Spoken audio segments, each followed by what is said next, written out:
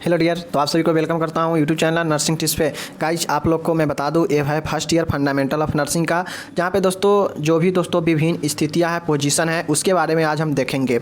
जैसे कि आप लोग देखे होंगे फाउलर पोजीशन, सू स्पाइन पोजीशन, इसी प्रकार से दोस्तों लेटरल पोजीशन, तो ये लिथोटॉमी पोजीशन, तो ये सारे पोजीशन है जिसको बारे में जानना चाहिए, आपसे एग्जाम में पूछा जाता है बार बार। तो चलिए हम लोग देखते हैं बिना किसी देरी किए हुए। तो साथियों, जो भी फर्स्ट ईयर के हैं ध्यान से देखिए, एग्जाम तक दोस्तों आपको है डेली वीडियो आता रहेगा। इस प्रकार से हर एक सब्जेक्ट का दो प्रश्न लेकर आएंगे और दोस्तों उसको अच्छे से डिस्कस करेंगे। जो लोग इस वीडियो से भी दोस्तों देखेंगे उनको एग्जाम तक बहुत दोस्तों तैयारी अच्छा हो जाएगा। इस वीडियो में वैसी क्वेश्चन को शामिल करेंगे जो एग्जाम के पर्पज़ से बहुत ज़्यादा इंपॉर्टेंट है। तो आप किसी भी स्टेट के हैं जुड़ सकते हैं इस वीडियो के साथ में, अगर हिंदी मीडियम में है तो चलिए बिना किसी देरी किए हुए शुरू करते हैं।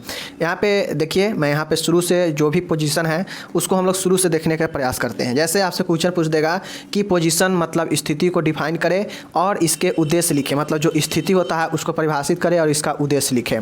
तो स्थिति होता क्या है? तो स्थिति का परिभाषा पोजीशन का शरीर की स्थिति या आसन जिसमें मरीज को आराम का अनुभव हो। दोस्तों जितने भी पोजीशन है, कहीं ना कहीं दोस्तों सभी पोजीशन का उपयोग जो है मरीज को आराम दिलाने के लिए किया जाता है। अब अलग अलग बीमारियों के लिए अलग अलग पोजीशन का इस्तेमाल किया जाता है। अलग अलग बीमारियों के लिए अलग तरीक़ा से पेशेंट को पोजीशन दिया जाता है ताकि इस मरीज को इस प्रकार से आराम मिल सके। जैसे कार्डियक पेशेंट का मतलब जो हृदय रोग से पेशेंट होगा उसके लिए अलग पोजीशन है, जो बेड सोर वगैरह वगैरह से ग्रसित है उसके लिए अलग पोजीशन होगा, जो घुटना से तकलीफ वाला पेशेंट है उसके लिए अलग पोजीशन होगा। तो इस सारे पोजीशन का मतलब क्या होता है कि पेशेंट को आराम दिलाया जाए। तो यही है कि शरीर की स्थिति या आसन जो है उसका शरीर जिसमें मरीज को आराम का अनुभव हो, वही दोस्तों क्या होता है? स्थिति या आसन होता है। तो ये चीज़ समझ गए। अब पूछेगा कि इसका उद्देश्य लिखे। तो जो आसन जो पोजीशन होता है, स्थिति है, उसका उद्देश्य क्या है? तो निम्नलिखित उद्देश्य प्रदान किया जाता है मरीज को। पहला है मरीज को आराम प्रदान करना। मतलब आपसे क्वेश्चन पूछेगा कि भाई बताइए स्थिति का जो पोजीशन है उसका क्या उद्देश्य है, यह क्यों इस्तेमाल किया जाता है। तो ये जो इसका उद्देश्य होगा या जो क्यों लग जाएगा तो समझ जाइएगा उद्देश्य ही पूछ रहा है पोजीशन के बारे में। तो पहला तो पोजीशन है कि मरीज को आराम दिलाना, ये चीज़ है। दूसरा है कि मरीज को अच्छी नींद प्रेरित करना, मतलब अच्छे पोजीशन में मरीज को क्या है, अच्छे नींद के लिए प्रेरित किया जाएगा, इसलिए पोजीशन का इस्तेमाल किया जाता है। तीसरा है कि मरीज के नैदानिक उद्देश्य की प्राप्ति के लिए, मतलब कोई पेशेंट को अगर प्रॉब्लम है डायग्नोसिस के लिए इसका उपचार किया जाता है। बहुत सारे पोजीशन से मरीज को ठीक भी किया जाता है, तो नैदानिक उद्देश्य के प्राप्ति के लिए भी ये पोजीशन अपनाया जाता है। चौथा है कि मरीज के उपचारात्मक उद्देश्य के प्राप्ति के लिए, मतलब जो ट्रीटमेंट है उपचार के लिए मरीज का ये पोजीशन दिया जाता है। छठा है, यहाँ पे देख सकते हैं, पाँचवा है मरीज को होने वाले बिस्तरी घाव से बचाना। दोस्तों मरीज को एक ही स्थिति में रहने पे क्या होता है, घाव हो जाता है। तो अलग अलग दोस्तों पोजीशन है जिसमें दोस्तों चेंजेज करने से, बेड शोर होने से, घाव होने से, यहाँ पे देख सकते हैं। तो जो पाँचवा पॉइंट था कि मरीज को जो बिस्तरी घाव है उससे बचाने के लिए इसका उपयोग किया जाता है। छठा है कि मरीज को रक्त परिसंचरण मतलब ब्लड सर्कुलेशन को समान बनाए रखने के लिए। अब कुछ ऐसे पोजीशन है दोस्तों जिसका इस्तेमाल मरीज को क्या किया जाता है, ब्लड सर्कुलेशन को नॉर्मल समान बनाए रखने के लिए किया जाता है। उसके बाद है सातवां है श्वसन को संबंधित समस्या को दूर करने के लिए, श्वसन में तकलीफ होने पर भी पोजीशन का इस्तेमाल किया जाता है। उसके बाद आठवां है मरीज को चिंता दूर करने के लिए, मतलब मरीज को चिंता स्ट्रेस दूर करने के लिए और रिलैक्स के लिए मरीज को ये सारे पोजीशन दिया जाता है। तो चीज़ों को हम लोग देख लिए। पहला था उपचार के लिए, दूसरा होगा नैदानिक उद्देश्य के लिए, अच्छे नींद के लिए, आराम दिलाने के लिए, बिस्तरी घाव से बचाने के लिए, ब्लड परिसंचरण को समान बनाने के लिए, श्वसन संबंधी समस्याओं से दूर करने के लिए, मरीज को चिंता से दूर करने के लिए, ये सब चीज़ें हैं जो कि स्थिति का उपयोग किया जाता है। ये सब उद्देश्य है। तो ये चीज़ें हो गया, हम लोग स्थिति और उद्देश्य देख चुके हैं। अब हम लोग यहाँ पे देखेंगे आराम जो है, जो रेस्ट के लिए जो जितने भी पोजीशन है उसके हम लोग संक्षिप्त में देखेंगे। अब एग्जाम में आपसे कोई भी दो क्वेश्चन या एक क्वेश्चन पूछ देगा पोजीशन के बारे में तो आप लोग लिख पाइएगा। उसके उपयोग पूछ देगा तो उपयोग लिखेंगे, उद्देश्य पूछेगा तो उद्देश्य लिखेंगे, और बहुत सारे यहाँ से ऑब्जेक्टिव भी क्लियर होगा। तो इसको अच्छे से देखने का कोशिश कीजिएगा आप लोग। प्रश्न है कि आराम के लिए अपनाई जाने वाली विभिन्न स्थितियों का संक्षिप्त में वर्णन करें। कौन कौन सी स्थिति है, चलिए उसको पहले देखते हैं। तो मरीज को विभिन्न नैदानिक, डायग्नोस्टिक तथा उपचारात्मक मतलब थेरेप्यूटिक प्रक्रियाओं के दौरान आरामदायक और उपयुक्त स्थिति प्रदान करना अति आवश्यक होता है। मरीज को बिस्तर या आवश्यकता अनुसार निम्न स्थितियाँ प्रदान की जा सकती है। दोस्तों जो मरीज होता है उसको दोस्तों उपचार के लिए या नैदानिक क्रिया के लिए क्या किया जाता है, उसमें मरीज को आरामदायक स्थिति प्रदान करने के लिए उसे उपयुक्त स्थान या उपयुक्त स्थिति प्रदान करना बहुत आवश्यक हो जाता है, ताकि मरीज को आराम मिल सके और अच्छे से उपचार हो सके और उसका जो निदान है वो अच्छे से प्रदान किया जा सके। इसीलिए विभिन्न स्थितियाँ का इस्तेमाल किया जाता है, अलग अलग स्थितियों का। तो चलिए यहाँ पे पहला है सुस्पाइन स्थिति। पहला क्या है, सुस्पाइन स्थिति है। दूसरा है अधोमुख स्थिति मतलब प्रोन पोजीशन। तीसरा है खड़ी हुई स्थिति मतलब स्टैंडिंग पोजीशन। तो 3 आप लोग यहाँ से देख लीजिए क्या है। पहला सुस्पाइन पोजीशन, दूसरा है प्रोन पोजीशन, तीसरा है स्टैंडिंग मतलब खड़ी हुई पोजीशन। तो ये चीज़ें 3 लोग यहाँ पे हम लोग देख चुके हैं। यहाँ पे कुल 11 पोजीशन के बारे में हम लोग देखने वाले हैं। चौथा है खड़ी हुई के बाद बैठी हुई स्थिति मतलब सिटिंग पोजीशन। पांचवा है फाउलर्स स्थिति मतलब फाउलर पोजीशन। छठा है पार्श्व या करवट स्थिति जिसको हम लैटरल या साइड लाइंग पोजीशन बोलते हैं, लेटरल मीन्स लेटा हुआ। सातवां है अर्ध पार्श्व शाही स्थिति मतलब सेमी रिकम्बेंट पोजीशन, ये है। आठवां है सिम्स स्थिति मतलब सिम पोजीशन। नौवां है घुटना वक्ष स्थिति मतलब नी चेस्ट पोजीशन। उसके बाद है 10 है लिथोटोमी स्थिति लिथोटोमी पोजीशन। 11 है ट्रेंडलेन बर्ग स्थिति पोजीशन। 12 है हृदय स्थिति कार्डियक पोजीशन। अब इसमें जो सबसे ज़्यादा इंपॉर्टेंट है वो है कार्डियक स्थिति। 10वां है लिथोटोमी। 9वां है नी चेस्ट पोजीशन और उसके बाद है लैटरल पोजीशन यहाँ पे है। उसके बाद फाउलर्स स्थिति है ये। तो ये जो इसमें 5 हो गया यहाँ पे, और ऊपर में यहाँ पे देख सकते हैं यहाँ पे सुस्पाइन स्थिति और प्रोन पोजीशन, ये दोनों इंपॉर्टेंट है। तो कुल 7 में 11 में से 7 आपको ध्यान में रखना होगा। तो इस चीज़ को चलिए हम लोग यहाँ पे एक एक करके जो इंपॉर्टेंट है उसको देखने का कोशिश करते हैं। तो दोस्तों जो हम लोग पहला देखे हैं सुस्पाइन पोजीशन, तो इसमें दोस्तों इसका उपयोग और निषेध लिखना है। मतलब इसका उपयोग सुस्पाइन जो पोजीशन है जिसको हम लोग पृष्ठ शायी बोलते हैं, इसका उपयोग कहाँ पर किया जाएगा और इसका उपयोग कहाँ पर नहीं किया जाएगा। तो इस चीज़ को चलिए देखते हैं। देखिए यहाँ पे देख लीजिए, यही है सुस्पाइन पोजीशन जिसमें व्यक्ति को सीधा बेड पे क्या किया जाता है, दोनों बाहों के बगल में साइड में रख के, और जो है सिर के नीचे तकिया यहाँ पे देख सकते हैं काला वाला तकिया लगा दिया जाता है, और पैर के जो एड़ी है उसके नीचे जो है थोड़ा सा कुछ चीज़ें लगा दिया जाता है तकिया के टाइप का ही, जिससे जो सिर है और पैर है पूरे शरीर एक सीध में रहे। यहाँ पे देख सकते हैं कहीं भी कोई दिक्कत नहीं है, पैर से लेकर सिर तक बिल्कुल एक सीधी अवस्था में लेटा हुआ अवस्था में है, देख सकते हैं। तो यही होता है सुस्पाइन स्थिति। तो क्या लिखेंगे कि यह मरीज की सीधी लेटी हुई स्थिति होता है। इसमें मरीज बिल्कुल सीधा लेटा हुआ रहता है, देख सकते हैं यहाँ पे सीधा लेटा हुआ है। उनके सिर के नीचे तकिया रहता है, देखिए यहाँ पे तकिया है बिल्कुल है। उसके बाद मरीज के शरीर के कुछ प्रेशर पॉइंट्स होते हैं। मतलब दोस्तों प्रेशर पॉइंट के मतलब क्या हुआ, जहाँ से दबाव पड़ता है। तो दबाव कहाँ कहाँ से पड़ता है, तो केहूनी हो गया, यहाँ से दबाव पड़ेगा। तो देखिए दोस्तों कहाँ कहाँ दबाव है, चलिए जिस पर दबाव के कारण बिस्तरी घाव होने की संभावना होती है। मतलब जहाँ पे प्रेशर पॉइंट है शरीर का वहाँ पे बिस्तरी घाव हो सकता है। जैसे कोहनिया, तो यहाँ पे कोहनी है। एड़िया, तो यहाँ पे एड़ी है। उसके बाद नितंब मतलब ए वाला जो बटक होता है वो। उसके बाद टखने मतलब जो घुटना होता है यहाँ पे। तो ये सब जो चीज़ें हैं दोस्तों क्या है, ये सब एक दबाव लाता है बिस्तर पर, जिससे हो सकता है एक पोजीशन में रहने पे क्या हो, घाव हो उस सब जगह पे। तो इसलिए इसके नीचे जितना नाम यहाँ पे है कोहनिया, एरिया, नितंब, टखना, ये सब क्या है, दबाव पड़ने वाला है। तो यहाँ पे इसके नीचे में रुई का इस्तेमाल किया जाता है। देखिए यहाँ पे यही लिखा हुआ है, इनके नीचे रुई गोला गद्दियों का प्रयोग करना चाहिए ताकि बेड सोर के रोकथाम को रोक सके।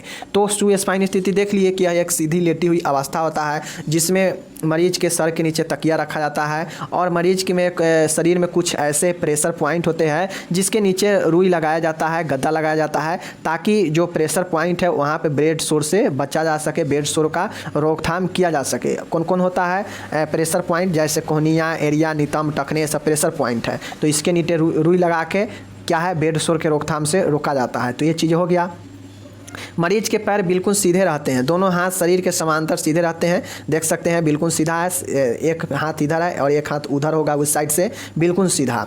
आवश्यकता अनुसार भुजाओं तथा हथेलियों के नीचे तकिया रखा जा सकता है। मान गए जैसे आवश्यकता होगा ये भुजा जो हथेली है इसके नीचे तकिया रखा जा सकता है। तो ये हो गया सुस्पाइन स्थिति जो कि बिल्कुल लेटा हुआ सीधी अवस्था है। तो ये चीज़ें हैं। अब इसका उपयोग कहाँ कहाँ होता है सुस्पाइन का, जो कि इम्पोर्टेंट यही है आपको पढ़ना कि कहाँ कहाँ इसका उपयोग होता है। तो पहला है मरीज को आराम प्रदान करने हेतु। दोस्तों सबसे पहला उपयोग है सुस्पाइन पोजीशन का कि मरीज को आराम प्रदान किया जा सके। नेक्स्ट है जैविक चिन्हों का आकलन करने हेतु, मतलब बिल्कुल सीधा कर देने से जो मरीज है उसके अंदर विटल साइन जितने भी है उसको आकलन करने के लिए इसका उपयोग किया जाता है। शारीरिक परीक्षण करने हेतु, मतलब जो भी बॉडी का टेस्ट है उसको करने के लिए ये सुस्पाइन स्थिति किया जाता है। और नेक्स्ट है अच्छी निद्रा आने हेतु, मतलब अच्छे नींद लाने के लिए इस पोजीशन का उपयोग किया जाता है। तो आपसे क्वेश्चन पूछेगा कि सुस्पाइन पोजीशन का उपयोग लिखे।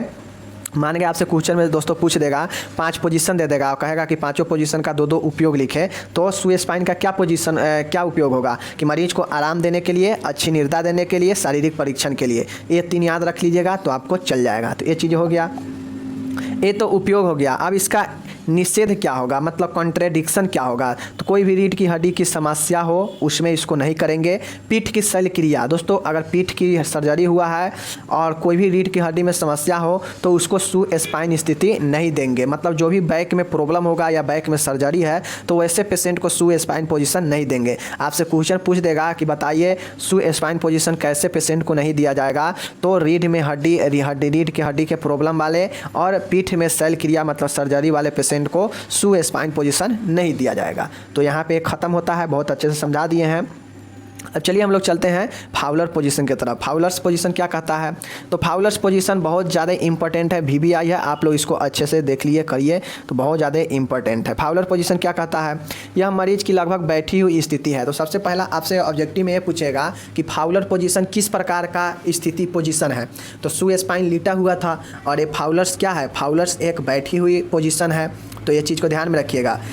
इसमें मरीज को ऊर्ध्वाधर अपराइट बैठी हुई स्थिति में रखने की कोशिश की जाती है, मतलब ये जो फाउलर्स पोजीशन है ये क्या है, एक बैठी हुई अवस्था होता है। तो इस बैठी हुई चीज़ों में जो मरीज होता है उसको अपराइट क्या किया जाता है, बैठा हुआ रखा जाता है। इस पोजीशन में मरीज का सिर बिस्तर का सिर का 80 से 90 डिग्री पर रखा जाता है। मतलब मानिए दोस्तों ये बेड है, इस पे ये मरीज है, ये मरीज अभी लेटा हुआ है, यहाँ पे इसका सर है। तो इस मरीज को क्या किया जाएगा दोस्तों कि इसको बैठाकर इसको ऐसे मानिए ऐसे किया जाएगा, ऐसे इसको किया जाएगा, 80 से 90 डिग्री पर इसको बैठा हुआ रखा जाएगा।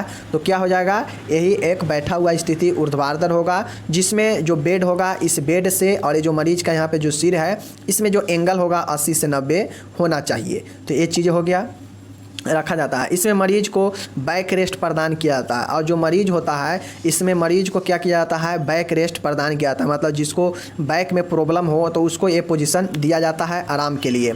आप देखते होइएगा साथियों, कभी कभी लोग क्या करते हैं कि अपने पीछे क्या करते हैं, तकिया लगाते हैं, अपने पीठ के पीछे किसी चीज़ से चिपका के तकिया वगैरह लगाते हैं। क्यों लगाते हैं, आराम दिलाने के लिए। तो मानिए ये बेड है, इस बेड में कोई पेशेंट ये बैठा हुआ है, तो इस बेड को क्या किया जाता है, इस बेड को उठा कर ऐसे रखा जाता है और इस पेशेंट को इस पे अड़ाया जाता है, जिससे होता क्या है कि इस पेशेंट का जो भार है वो इस पे पड़ता है, जिससे मरीज को आराम मिलता है, मरीज पे दबाव जो है उसके रीढ़ की हड्डी पे कम पड़ता है। तो यही चीज़ें हैं।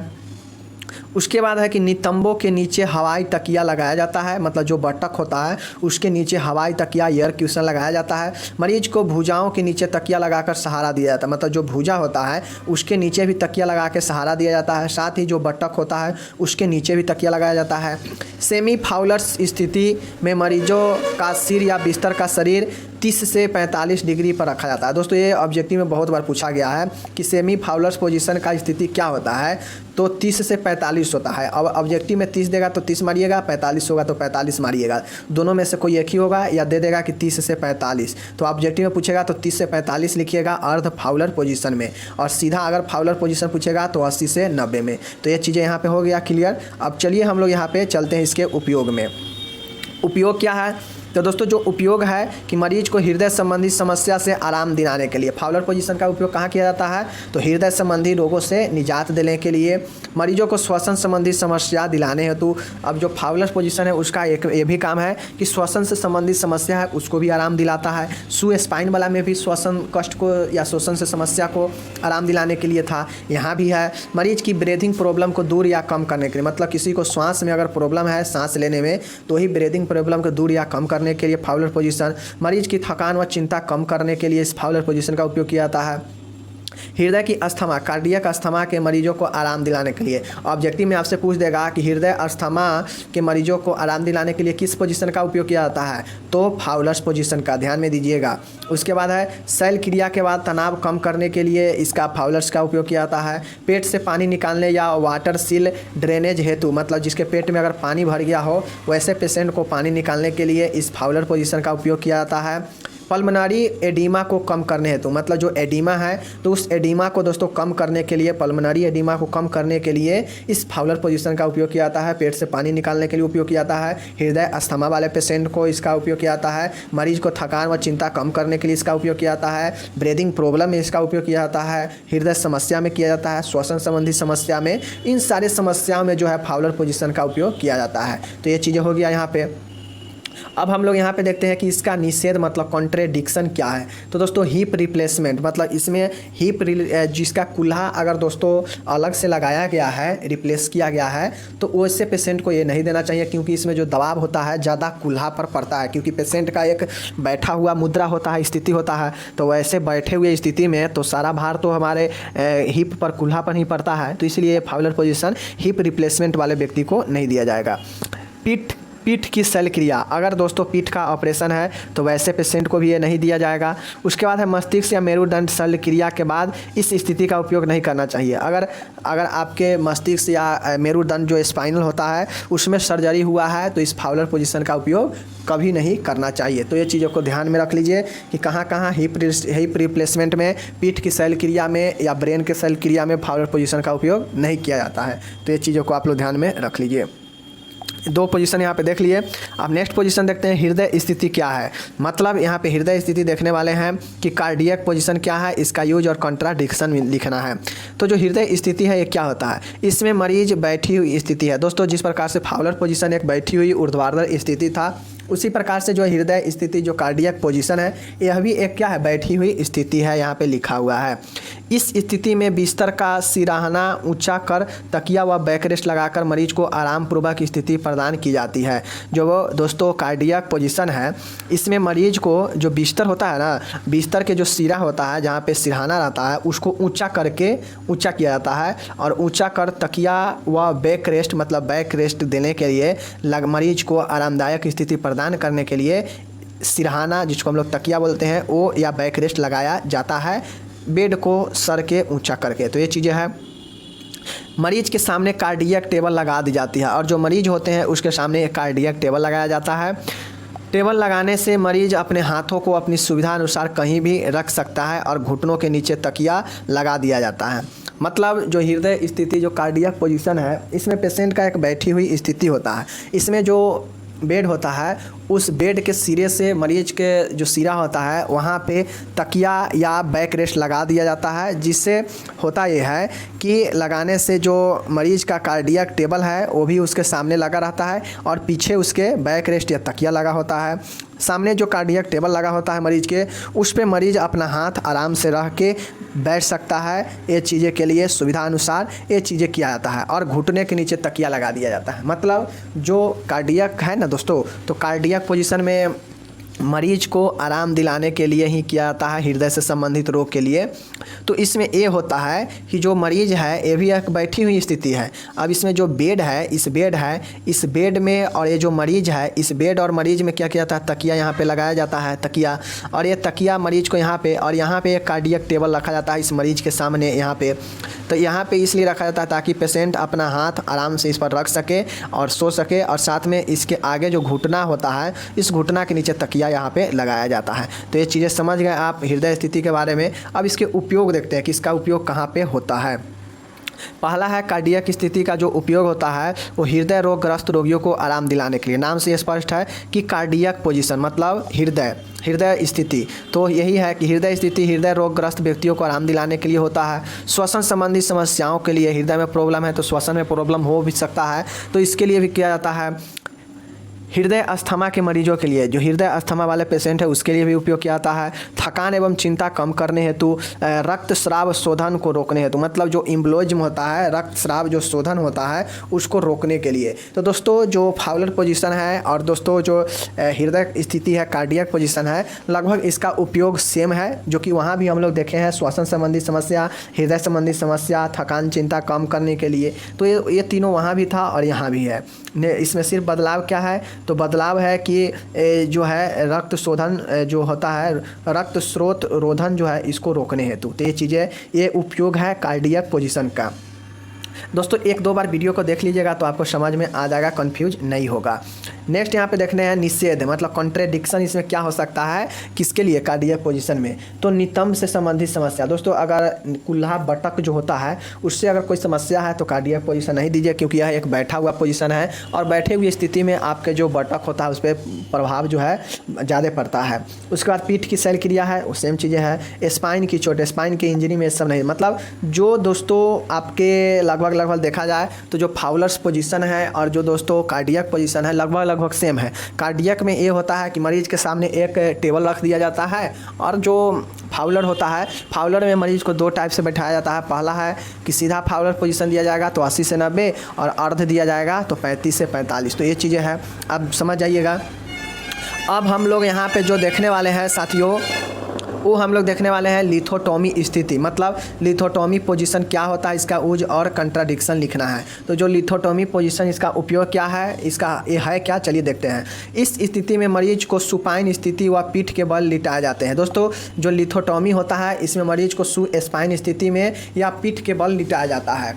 पहले हम लोग पढ़ चुके हैं सुस्पाइन स्थिति क्या है। तो ये बिल्कुल दोस्तों क्या है, एक लेटा हुआ सीधी अवस्था होता है। तो वही कहता है कि मरीज को सुस्पाइन स्थिति या पीठ के बल लिटाते हैं।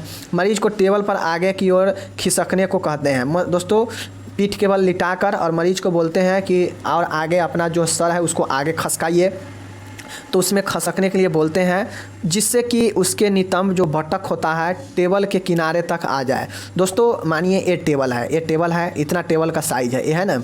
इस पे मरीज कोई लेट गया, ये मरीज यहाँ पे लेट गया, ये मरीज यहाँ पे लेट गया, मरीज ये लेट गया। तो अब मरीज का जो पैर है ये आगे तक है, नीचा टेबल यहीं तक है। तो मैं यहाँ पे इसको समझा देता हूँ। जैसे ये टेबल है, मरीज इस पर लेट गया तो उसका पैर जो है यहाँ तक है और सर यहाँ तक है। तो हम कहेंगे कि आप और आगे जाइए, मतलब इसका सर और आगे ले जाइए, और सर जब आगे चल जाएगा तो इधर से क्या होगा, एक कम पड़ जाएगा। तो इधर से क्या हो जाएगा, ये सर है तो ये सर यहाँ पे आ गया, तो ये हमारा जो बटक होगा मतलब पेशेंट का, वो इसके किनारे पर आ जाएगा, इस टेबल के किनारे पर आ जाएगा। तो ये चीज़ें हैं। तो उसके बाद यहाँ पे देख सकते हैं किनारे पर आने के बाद जो है चीज़ें, किनारे पर आ जाएगा जब बटक, तो तकिया मरीज के सिर के नीचे लगा दिया जाता है। मतलब जब मरीज सेट हो जाए, जब मरीज का बटक जो है टेबल के किनारे तक आ जाए लेटे हुए पीठ के बल स्थिति में, तो फिर मरीज के जो सर है उसके नीचे तकिया लगा दिया जाता है। मरीज के टांगों को अलग करके या चौड़ा ऊंचा करके जो है रकाबों में क्या है, जो स्ट्रिप है डाल देते हैं। मतलब जो मरीज है उसको टांगों को अलग करके या चौड़ा ऊंचा करके रकाबों जो है स्ट्रिप्स है उसमें डाल देते हैं। मरीज की दोनों भुजाएं साइड में या छाती पर रख दी जाती है। तो चलिए अब इसको चित्र की मदद से समझते हैं। देखिए यही है लिथोटॉमी पोजीशन, देख सकते हैं कि यहाँ पे एक टेबल है, ये टेबल है ना, यहाँ पे देख सकते हैं ये टेबल है। मरीज का जो ये देख सकते हैं यहाँ पे जो बटक है, ये वाला बटक जो है देख सकते हैं एकदम टेबल के क्या है, किनारे पर आ चुका है। अब इसमें ऊपर लिखा था कि दोनों टांगों को फैलाकर ऊपर ऊंचा उठाकर क्या है स्ट्रिप्स पर रखते हैं। तो यही वाला स्ट्रिप है दोनों, और इस पर देखिए पैर रखा हुआ है ऊँचा करके, दोनों पैर फैला के, और जो भुजा है उसको छाती पर या बगल में, तो देख सकते हैं यहाँ पर भुजा छाती पर रखा हुआ है। तो ये लिथोटॉमी पोजीशन समझ गए। अब इसका उपयोग कहाँ होता है चलिए देखते हैं। तो पहला उपयोग है कि स्त्री रोग शास्त्रीय परीक्षण एवं उपचार हेतु। दोस्तों जो स्त्री होता है, स्त्री के जो रोग होता है, जो स्त्री प्रॉब्लम है, जो दोस्तों महिला प्रॉब्लम होता है, वैसे रोगों को दोस्तों उपचार के लिए, परीक्षण के लिए इसका किया जाता है लिथोटॉमी का उपयोग। जनन मूत्र की शैल क्रिया प्रक्रिया हेतु, मतलब अगर किसी को जनन प्रक्रिया में मूत्र तंत्र जो है उसमें सर्जरी करने के लिए किसी प्रॉब्लम हुआ है तो उसमें सर्जरी करने के लिए जो है इसका उपयोग किया जाता है लिथोटॉमी का। तो आपसे क्वेश्चन पूछेगा कि स्त्री रोग का जो गुप्तांग है उसका परीक्षण करने के लिए किस पोजीशन का उपयोग किया जाता है, तो लिथोटॉमी स्थिति का, लिथोटॉमी पोजीशन का। वैजिनल एग्जामिनेशन, दोस्तों देख सकते हैं कि वैजिनल एग्जामिनेशन जो होता है, जो वैजिना होता है दोस्तों, उसके दोस्तों योनि जो होता है उसके परीक्षण के लिए इसका उपयोग किया जाता है। साथ ही नॉर्मल डिलीवरी के लिए, मतलब बिना सर्जरी नॉर्मल डिलीवरी के लिए इसका उपयोग किया जाता है। उसके बाद है ब्लैडर को धोने हेतु, मतलब जो ब्लैडर जो मूत्राशय होता है उसको धोने यानी साफ करने हेतु लिथोटॉमी का उपयोग किया जाता है। मतलब सीधा तौर पे देखा जाए तो जो लिथोटॉमी है इसका ज़्यादातर जो उपयोग है वो महिलाओं के जो गुप्तांग है, जो योनि है, उसको दोस्तों देख रेख करने के लिए या डिलीवरी को नॉर्मल कराने के लिए इस लिथोटॉमी का उपयोग किया जाता है। तो चीज़ों को समझ गए। अब इसका निषेध क्या है, वर्जित क्या है इसमें, तो जो रक्त शोधन जो एम्बोलिज्म वाले पेशेंट है उनको ये चीज़ें नहीं किया जाएगा। साथ ही संधि विकृति, मतलब ज्वाइंट फेरोमोनिट, मतलब जिसको अगर दोस्तों ज्वाइंट में प्रॉब्लम होगा उसको ये चीज़ें नहीं किया जाएगा। उसके बाद है कि एम्बोलिज्म अर्थराइटिस, मतलब जो अर्थराइटिस का पेशेंट होगा उसको ये लिथोटॉमी नहीं किया जाएगा। तो चीज़ों को आप लोग यहाँ से देख लीजिए। ये लिथोटॉमी तो चित्र से ही स्पष्ट है कि यह एक लेटा हुआ स्थिति है जो कि सुस्पाइन स्थिति में होता है और इसमें एक टेबल पर लिटाया जाता है। फिर टेबल पर लिटने के बाद मरीज का जो सर होता है उसको आगे खिसकने के लिए बोलते हैं। तो ये आगे खिसकने से होगा क्या कि जो नितंब होगा, जो बटक होगा, वो टेबल के किनारे तक आ जाएगा। फिर पैर को उठाकर फैला चौड़ा करके ऊँचा उठा दिया जाएगा पैर को, और फिर स्ट्रिप्स जो होगा यहाँ पे देख सकते हैं इस पर रखा जाएगा। और रखने के बाद जो है ये लिथोटॉमी पोजीशन बन जाएगा। और जो दोनों हाथ होगा उसको चेस्ट पर बुलाया जाएगा रखने के लिए, और ये जो लिथोटॉमी पोजीशन बन जाएगा तो उसके बाद वैजिनल एग्जामिनेशन होगा, ब्लैडर धोया साफ किया जाएगा नॉर्मल डिलीवरी के लिए, जो जनन मूत्र तंत्र है उसको सर्जरी के लिए, साथ ही जो स्त्री का रोग है उसको परीक्षण करने के लिए भी इसका उपयोग किया जाता है। तो ये चीज़ें हो गया। अब हम लोग यहाँ पे चलते हैं दोस्तों, एक ज़बरदस्त है, यहाँ पे हम इसका सिर्फ उपयोग देखेंगे। चलिए हम लोग देखते हैं क्या है। क्वेश्चन है कि ट्रेंडेलबर्ग स्थिति क्या है। दोस्तों जो ट्रेंडेलबर्ग स्थिति होता है इसका हमको उपयोग और इसका निषेध लिखना है। तो चलिए हम लोग लिखेंगे। दोस्तों इसका अगर आपसे उद्देश्य भी पूछ दे तो उद्देश्य में आप लोग क्या लिखेंगे, उपयोग वाले को ही उद्देश्य में लिखेंगे। उद्देश्य का मतलब क्या होता है, अगर कहीं भी क्वेश्चन में दोस्तों आपसे अगर उद्देश्य पूछ रहा है तो सीधा समझिएगा कि यह उद्देश्य के मतलब क्यों, उद्देश्य के मतलब क्यों। तो उद्देश्य में क्या चीज़ लिखा जाता है कि वही चीज़ लिखा जाता है कि जो चीज़ यह क्यों किया जा रहा है, मतलब उद्देश्य वही है कि किस चीज़ के लिए ये चीज़ किया जा रहा है, तो मतलब वही चीज़ें हैं, समझिए। तो जो ट्रेंडेलबर्ग जो पोजीशन है इसमें चलिए हम लोग देखते हैं। इसमें मरीज पीठ के बल लेटा होता है। देखिए दोस्तों इसमें भी मरीज यहाँ पे देख सकते हैं पीठ के बल लेटा हुआ है। सिर के नीचे तकिया लगा दिया जाता है, जो सिर है उसके नीचे तकिया यहाँ पे लगा हुआ है, देख सकते हैं। और बिस्तर का पैताना 45 डिग्री के कोण पर ऊंचा उठा दिया जाता है। दोस्तों देख सकते हैं जो यहाँ पे चीज़ें हैं, अगर मानिए इसको सरल रेखा हम ऐसे खींचते हैं, ऐसे सरल रेखा खींचते हैं तो देख सकते हैं मरीज इस सरल रेखा से इतना इसका बेड ऐसे उठा हुआ है, 90 डिग्री ऐसे होता है, ऐसे 90 डिग्री होता है और ऐसे ये उठा हुआ है, मतलब कहीं ना कहीं आधा ए और आधा ए, तो 45 डिग्री पर है। इसका जो पैर है उठा हुआ है, सर इधर है। तो देख सकते हैं वही चीज़ें है कि मरीज का जो है ट्रेंडेलबर्ग स्थिति में जो मरीज है पीठ के बल सोया रहता है, लेटा दिया जाता है, सिर के नीचे तकिया लगा दिया जाता है और जो बिस्तर का पैताना है, मतलब जो पैर रखने वाला है, जो पैर के साइड है उस साइड को 45 डिग्री के कोण पर ऊँचा उठा दिया जाता है, जैसा कि यहाँ पर उठा दिया गया है।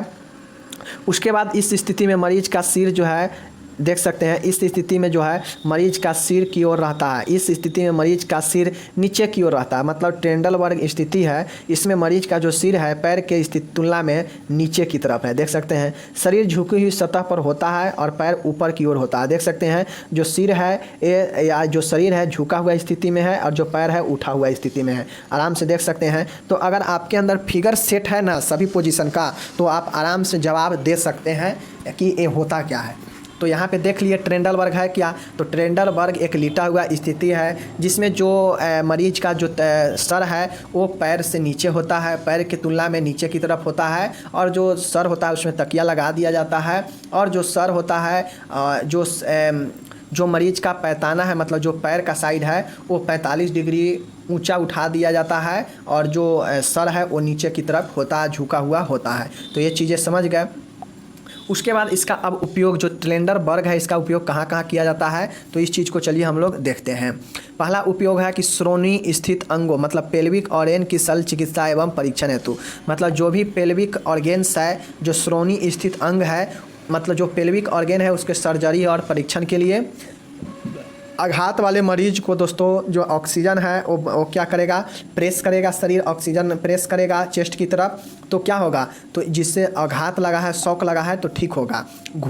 घटे हुए रक्तचाप, दोस्तों अगर रक्तचाप घट गया है तो ब्लड प्रेशर घट गया है तो पेशेंट को इस स्थिति में रखेगा ट्रेंडलबर्ग स्थिति में, तो जो ब्लड इधर से सर्कुलेट किधर होगा, इधर की तरफ होगा, और ब्लड क्या होगा, बढ़ेगा ब्लड प्रेशर। तो यही चीज़ें हैं। एस्थेटिक निकास मतलब पोस्टीच्यूरल ड्रेनेज के लिए, दोस्तों जो एस्थेटिक निकास होता है उसके लिए, पोस्टीच्यूरल ड्रेनेज के लिए इसका उपयोग किया जाता है ट्रेंडलबर्ग का। तो ये उपयोग हम लोग क्या देखे हैं कि पेल्विक ऑर्गन के सर्जरी में ट्रेंडलबर्ग का उपयोग, आघात के शॉक की स्थिति में ट्रेंडलबर्ग, घटे हुए रक्तचाप में ट्रेंडलबर्ग, एस्थेटिक निकास पोस्टीच्यूरल ड्रेनेज के लिए ट्रेंडलबर्ग स्थिति। तो ये सब स्थिति हम लोग देख चुके हैं यहाँ पे। अब इसका निषेध देख लेते हैं। निषेध क्या है? निषेध है कि पीठ की शल्य क्रिया होने पर, दोस्तों जो सर्जरी है देख सकते हैं, अगर पीठ में सर्जरी रहेगा तो प्रॉब्लम होगा पेशेंट को, क्योंकि पीठ के बल सोया हुआ है, तो इसलिए पीठ वाले सर्जरी वाले पेशेंट को ये नहीं दिया जाएगा, इसमें निषेध है। स्पाइनल समस्या वाले पेशेंट को इस चीज़ मतलब दोस्तों जो भी लेटा हुआ स्थिति है या जो भी दोस्तों झुका हुआ स्थिति है पीठ की तरफ आराम दिलाने के लिए है, तो उन सब स्थिति में दोस्तों पीठ के सर्जरी या स्पाइनल प्रॉब्लम वाले पेशेंट को ये सब वर्जित है पोजीशन। तो ये चीज़ें हो गया। अब हम लोग चलते हैं नेक्स्ट पोजीशन की तरफ। देख सकते हैं नेक्स्ट पोजीशन क्या है, अधोमुख स्थिति मतलब प्रोन पोजीशन। प्रोन पोजीशन क्या होता है, तो यहाँ पे हम लोग देखने वाले हैं प्रोन पोजीशन के बारे में। साथियों प्रोन पोजीशन क्या होता है इसको हम लोग बढ़िया से यहाँ पे देखने वाले हैं। अधोमुख स्थिति, ध्यान में रखिएगा, प्रोन पोजीशन को अधोमुख स्थिति बोलते हैं। What is prone position? यह मरीज को उल्टे लेटने वाली स्थिति होती है। इसमें मरीज बिल्कुल पेट के बल लेटा होता है। मतलब दोस्तों जो मरीज है वो इसको चित हम लोग जिसको बोलते हैं, ये सर हो गया, ये इसका पेट हो गया, और मतलब इसका जो है पेट के बल सोया हुआ स्थिति को हम लोग क्या बोलते हैं, अधोमुख मतलब प्रोन पोजीशन बोलते हैं। उसका चेहरा एक और मुड़ा रहता है। दोस्तों इस स्थिति में जो है पेट तो होगा बिस्तर के साइड से, लेकिन उसमें जो चेहरा होगा एक साइड से क्या होगा, मुड़ा हुआ होगा, और सिर के नीचे पतला सा तकिया होता है दोस्तों, और सिर के नीचे क्या होगा, पतला सा तकिया होगा। दोनों भुजाओं या दो तो सिर के ऊपर की ओर या फिर साइड में आराम पूर्वक रहती है। दोस्तों कोई मरीज ऐसे सोया हुआ है, ऐसे मानिए इसका ये चेस्ट है, तो ये चेस्ट नीचे की ये जो इसका सर है नीचे की तरफ नहीं होकर इसको इस साइड में घुमा हुआ करके रखेगा, और ये पेट के बल सोया हुआ होगा। तो यही होगा क्या, अधोमुख स्थिति। और इसमें जो हाथ होगा या तो इस हाथ को सर के साइड रखा जाएगा या तो इसके आराम से साइड में करके रखा जाएगा।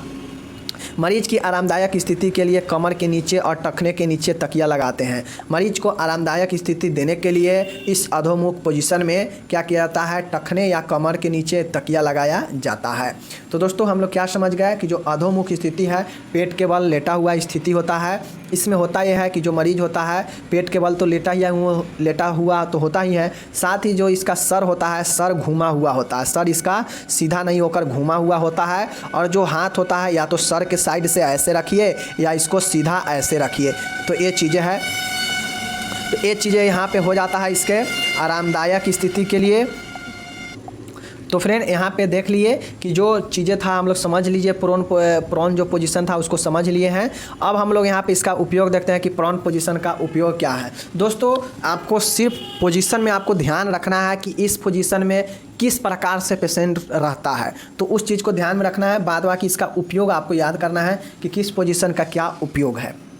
तो इसका उपयोग क्या है, तो मरीज की पीठ पर शल्य क्रिया होने पर, दोस्तों इसका उपयोग है कि जो मरीज है अगर पीठ पर शल्य क्रिया है तो उसमें उपयोग किया जाता है इस प्रोन पोजीशन का।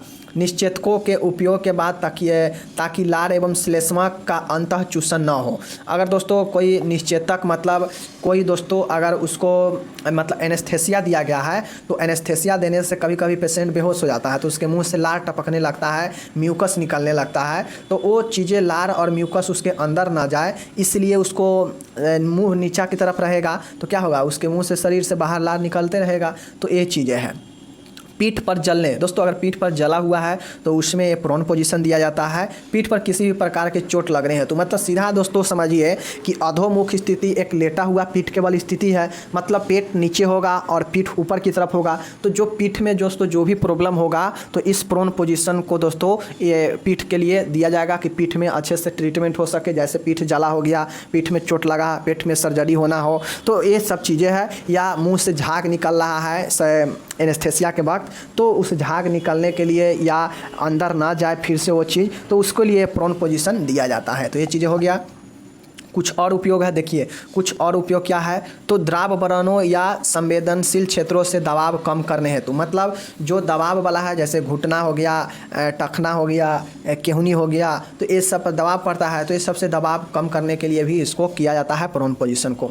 हिप ज्वाइंट के निर्धारण हेतु, मतलब जो हिप ज्वाइंट होता है कुल्हा जिसको हम लोग बोलते हैं, तो उस हिप ज्वाइंट को निर्धारण करने के लिए भी इसका उपयोग किया जाता है। अब निषेध इसमें क्या है, क्या चीज़ नहीं करना चाहिए, तो मरीज का कोई स्पाइनल की समस्या हो, दोस्तों अगर मरीज को कोई स्पाइनल की समस्या हो तो ए पोजीशन नहीं देना चाहिए, क्योंकि हम लोग देखे हैं कि इसमें मरीज का जो सर है वो शरीर से मुड़ा हुआ होता है। शरीर तो चित्त मतलब पेट के बल होगा ही, साथ ही जो सर होगा ये मुड़ा हुआ होगा, इस ऐसे होगा, इस साइड में होगा। तो इस स्थिति में स्पाइनल क्या होगा, प्रॉब्लम होगा। तो इसलिए स्पाइनल वाले समस्या वाले पेशेंट को ये नहीं दिया जाएगा। मरीज का कोई सांस की समस्या हो, अगर कोई मरीज के सांस की समस्या हो तो भी ये नहीं दिया जाएगा। उसके बाद कोई उदरीय शैल क्रिया के बाद, दोस्तों अगर कोई पेट में कोई एब्डोमिनल सर्जरी हो तो उसके बाद ये प्रोन पोजीशन नहीं दिया जाएगा, क्योंकि इसमें मरीज लेटा हुआ रहता है और लेटा हुआ में फिर पेट में दबाव पड़ेगा जहाँ पे सर्जरी हुआ है, तो इसलिए ये पेट में शैल क्रिया वाले को ये नहीं दिया जाएगा। उसके बाद है यदि कोई चेस्ट ड्रेंज प्रक्रिया हो, अगर कोई चेस्ट में ड्रेंज प्रक्रिया हुआ हो तो उसमें भी ये नहीं दिया जाएगा, क्योंकि इसमें चेस्ट भी नीचे की तरफ होता है। तो ये सारे चीज़ें हैं जो कि हम लोग प्रोन पोजीशन में निषेध और उपयोग को देख लिए हैं। अब हम लोग चलते हैं, आज का लास्ट है, यहाँ पे देख सकते हैं लास्ट है, यहाँ पे देख सकते हैं बहुत शानदार प्रश्न है। घुटना वक्ष स्थिति, नी चेस्ट पोजीशन, और ये नी चेस्ट पोजीशन काफ़ी इंपॉर्टेंट है, आपको समझना चाहिए। इसका उपयोग निषेध पूछेगा तो लिख सकते हैं। तो दोस्तों जो वक्ष है जिसको हम लोग घुटना वक्ष बोलते हैं, नी चेस्ट पोजीशन, ये क्या होता है, तो यह मरीज की घुटनों एवं छाती के बल लेटने वाली स्थिति है। यहाँ पे देख सकते हैं, यहाँ पे एक घुटना हो गया और यहाँ पे छाती हो गया। पेशेंट कैसे लेटा है, ऐसे अक्सर जो है बच्चे में लोग ऐसे लेटा करते थे। तो देख सकते हैं घुटने के बल पे और चेस्ट के बल पे लेटा हुआ है। तो यही चीज़ें होता है, क्या चीज़, घुटना वक्ष स्थिति, मतलब नी चेस्ट पोजीशन। तो ये हो गया कि हमारी घुटनों एवं छाती के बल लेटने वाली स्थिति होता है। सिर एक और मुड़ा हुआ होता है। देख सकते हैं ये जैसे सोया हुआ है तो इसका नीचे की तरफ सर न होना चाहिए, लेकिन ये मुड़ा हुआ है। यहाँ पे देख सकते हैं मुड़ा हुआ चेस्ट है। इसी प्रकार से प्रोन पोजीशन में भी मुड़ा हुआ होगा, सर जो है मुड़ा हुआ होगा। तो यही चीज़ें है, सर मुड़ा हुआ यहाँ भी है। और गाल तकिए को स्पर्श करता है। देख सकते हैं यहाँ पे नीचे एक गाल तकिया लगा हुआ है, देख सकते हैं। तो ये चीज़ें है जो गाल है तकिए को स्पर्श करेगा। भुजाएं सिर के ऊपर की ओर हो गई, देख सकते हैं भुजाएं सिर के ऊपर की ओर है, तो ये चीज़ें देख सकते हैं। उसके बाद एक छोटा तकिया वक्ष के नीचे रखा जाता है, और जो चेस्ट होता है उसके नीचे यहाँ पे एक छोटा सा तकिया रखा जाता है, एक गाल के नीचे रखा जाता है। तो ये चीज़ें हैं। मरीज के शरीर का भार वक्ष और घुटनों पर होता है। दोस्तों जो ये शरीर का भार है ये घुटना है, ये घुटना या वक्ष मतलब चेस्ट पर होता है। तो इस प्रकार से सोया है तो उसी पे होगा ही। घुटने बैठने की स्थिति के समान रखे जाते हैं। ये जो घुटना है यहाँ पे ये बैठने के स्थिति के समान ही है, देख सकते हैं। और टांगों के समकोण 90 पर रखी जाती है। देख सकते हैं ये जो जंघा है, ये वाला जो जंघा है देख सकते हैं, ये बिल्कुल जो टांग है यहाँ पे ये 90 डिग्री, देखिए यहाँ पे 90 डिग्री की स्थिति में है, ये 90 डिग्री की स्थिति में। तो यही जो पैर और जो जांघ है ये 90 डिग्री की स्थिति में रखा जाता है। तो हम लोग समझ गए, क्या समझ गए कि जो वक्ष जो घुटना जो नी चेस्ट पोजीशन है एक ऐसा पोजीशन है जिसमें घुटना और चेस्ट के बल पेशेंट क्या करते हैं, लेटते हैं। और जो सर होता है वो क्या होता है, वो सर जो है मुड़ा हुआ रहता है। देख सकते हैं सर ऐसे है, मुड़ा हुआ है। और जो गाल है वो तकियों से छुएगा। एक चेस्ट के नीचे भी तकिया लगाया जाएगा। और जो सारा भार होगा वो चेस्ट और घुटनों पर होगा। और जो घुटना होगा एक बैठी हुई स्थिति के समान होगा। साथ ही जो पैर है और जो जांघा है इसके बीच 90 डिग्री का कोण बनेगा। इस प्रकार से इस पोजीशन को कराया जाता है। तो ये चीज़ हो गया नी चेस्ट पोजीशन। तो ये चीज़ें हो गया। अब इसका उपयोग देखते हैं कि नी चेस्ट पोजीशन का उपयोग कहाँ किया जाता है। मरीज के मलाशय के परीक्षण हेतु, अगर किसी को दोस्तों अगर रेक्टम प्रॉब्लम हो, एनल मतलब जो मल द्वार होता है जिसको मलाशय जो जहाँ पे मल जमा होता है मलाशय, उसका परीक्षण करना हो तो इस प्रकार से यहाँ से परीक्षण होता है। तो वही चीज़ें हैं। मरीज की योनि के परीक्षण हेतु, अगर कोई फीमेल पेशेंट है तो उसका योनि के परीक्षण करने हेतु इसका उपयोग किया जाता है। उसके बाद है प्रसवोत्तर मरीजों, मतलब जो पोस्ट पार्ट्यूम पेशेंट है उसके व्यायाम के रूप में, मतलब जो प्रसवोत्तर मरीज है जो पोस्ट पार्ट्यूम पेशेंट है उसके व्यायाम के रूप में इस नी चेस्ट पोजीशन का उपयोग किया जाता है। आघात शौक वाले पेशेंट को रक्तचाप कम करने हेतु, मतलब अगर रक्तचाप अगर अत्यधिक है तो उसको कम करने हेतु इसका उपयोग किया जाता है। उसके बाद है वीनस रिटर्न्स, मतलब जो वेनस रिटर्न्स है उसको प्रोमोट करने हेतु, मतलब जो वेनस है उसको रिटर्न करने हेतु प्रोमोट करता है ये नी चेस्ट पोजीशन। तो हम लोग क्या देखें कि मरीज के मलाशय के परीक्षण हेतु, योनि के परीक्षण हेतु, प्रसवोत्तर वाले मरीजों के लिए, आघात में रक्तचाप को कम करने हेतु, वीनस रिटर्न्स प्रोमोट के लिए, इस सब के लिए इस नी चेस्ट पोजीशन का उपयोग किया जाता है। तो ये हो गया। अब हम इसका दोस्तों निषेध देखते हैं, मतलब कॉन्ट्रेडिक्शन देखते हैं। तो अर्थराइटिस वाले पेशेंट को इसको नहीं देना चाहिए। अर्थराइटिस मतलब जिसको हम लोग बोलते हैं कि हड्डी में प्रॉब्लम हो, हड्डी में दर्द वगैरह हो, उसको अर्थराइटिस बोलते हैं। संधि विकृति मतलब ज्वाइंट डिफॉर्मिटीज में, मतलब जिसको संधि में प्रॉब्लम हो ज्वाइंट में, तो उसको नहीं करना चाहिए। चेस्ट ड्रेनेज, अगर चेस्ट का ड्रेनेज हुआ है वैसे पेशेंट को नहीं करना चाहिए। घुटनों की समस्या हो तो घुटनों पर बल तो दिया नहीं जाएगा, तो इसलिए वैसे घुटने वाले प्रॉब्लम वाले पेशेंट को ये चीज़ें नहीं करना चाहिए।